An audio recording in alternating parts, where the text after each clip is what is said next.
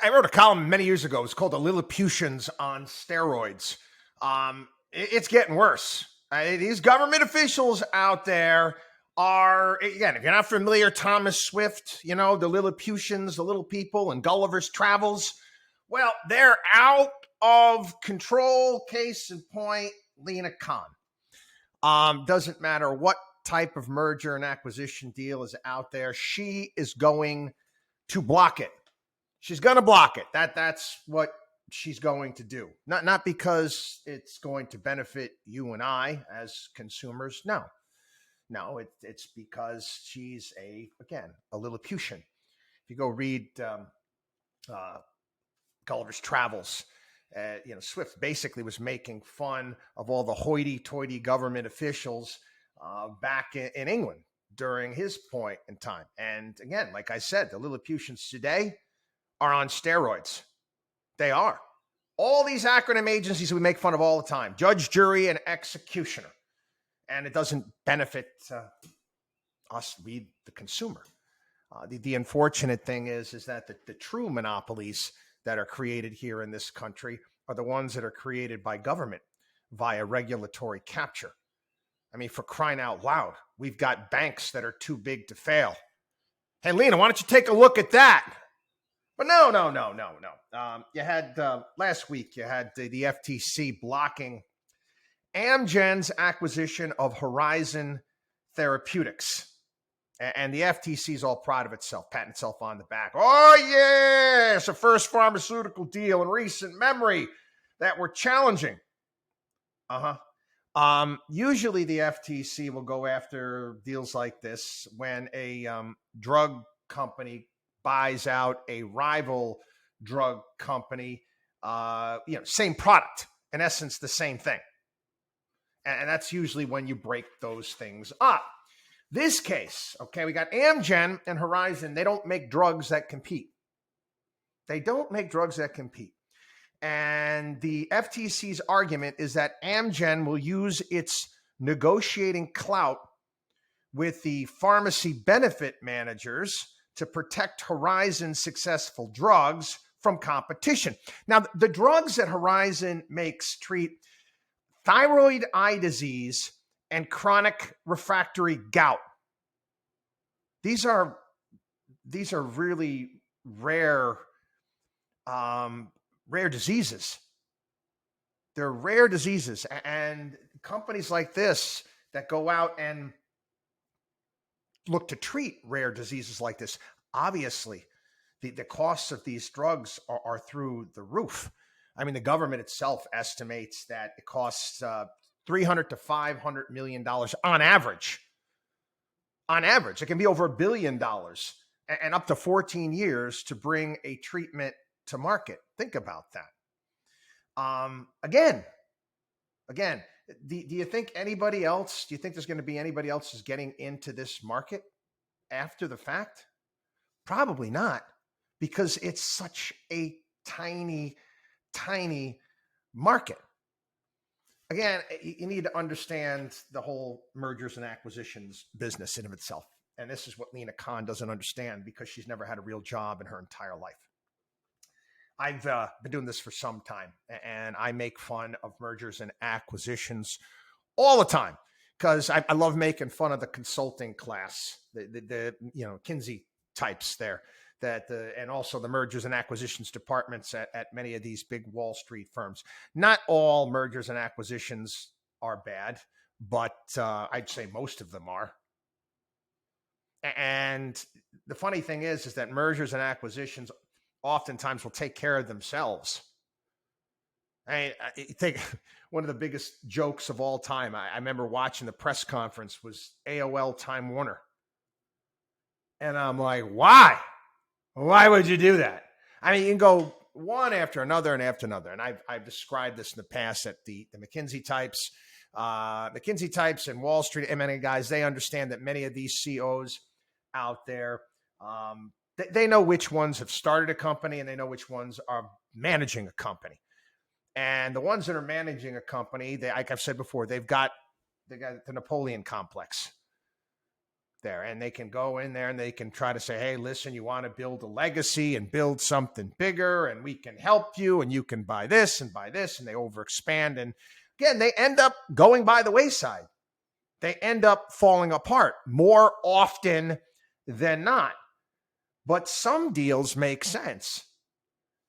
And to think that the FTC can understand deals like this, that they know better and the market doesn't, quite frankly, is stupid.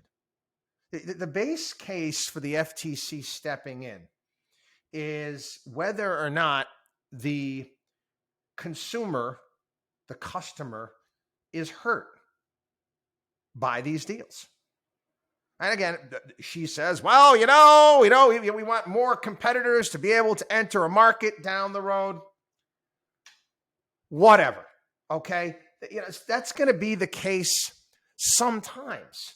But, I was thinking about it. I was trying to come up with a way to kind of make sense out of this for everybody. Think about Coca-Cola. And you just top of your head, how many different cola companies can you name off the top of your head? Top of my head, 3. You have Pepsi, Coke, and RC. I don't know of any others. A lot of people drink, products. So other companies come in, they develop other types of soft drink products, whatever it may be, look to compete. Some of them get bought. And it's part of the whole thing, but many people getting involved in the cola business. I have seen some niche companies that I can't remember from time to time, but overall, no. How would Lina Khan break up Coca-Cola? I don't know. And quite frankly, is it necessary? Now, again, you can do a juxtaposition, where I am calling for the breakup, and that's the big banks. Big banks, the too big to fail banks, they're conflicted. They're involved in areas of business where they can just benefit themselves rather than their customer. And again, I challenge anybody out there to debate me on whether or not the repeal of Glass-Steagall back in 2000 was good for the consumer. I can go point by point, story after story, calamity after calamity to demonstrate how god-awful it was for the consumer and the general public at large. And I've been calling for the breakup of these big banks for an extended period of time. Sometimes as well, this is kind of interesting. I mentioned Coca-Cola. What do we got? 2 different companies out there providing, in essence, the software for phones, right? And Android, and you got Apple, iOS and Android. And again, let's think about this for a second. You go back to other regulatory periods. For a while, when Microsoft was king of the hill, that was a big case. They wanted to break up Microsoft. The FTC was getting involved in that. And again, Microsoft did some stupid things as far as his business came back down to earth. That never happened. You take a look at Apple and its position now. Its position now in the world and how it got there. But again, it almost went out of business. Apple almost went out of business. Apple, again, it's the best industrial design company going. Took products that were already available, just made them better and built upon that. And, again, they've got an ecosystem now where you're part of the Borg. I'm a part of the Apple Borg. It's easy. It's easy. I'm not complaining. I get a new phone every couple of years. I just got a new desktop. My other one lasted 10 bloody years, for crying out loud. I'm going to complain about that? No, I don't have any problem with that. But again, Apple is an example of a business that was insular, wouldn't share its technology and managed to be successful. Now, Do you think that the folks in Washington, D.C., you know, the Lina Khan and these people in Washington, they can figure out which companies are going to be able to do that and which ones are not? I'll give you a complete juxtaposition. Go back to 1970s. 1970s. Everybody remember Betamax? Betamax. Yeah, Betamax was a Sony technology that was superior to VHS. Was a superior technology to VHS, quality of the picture, sound. Why did VHS become the standard? VHS became the standard because they licensed out, that technology was licensed out to all companies.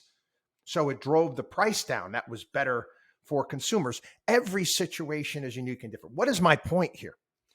As again, you get these wizards of smart.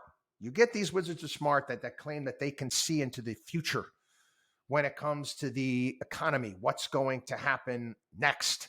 And they're there to protect everybody. No, they're there to protect their own jobs. They need to come up with an excuse for their existence.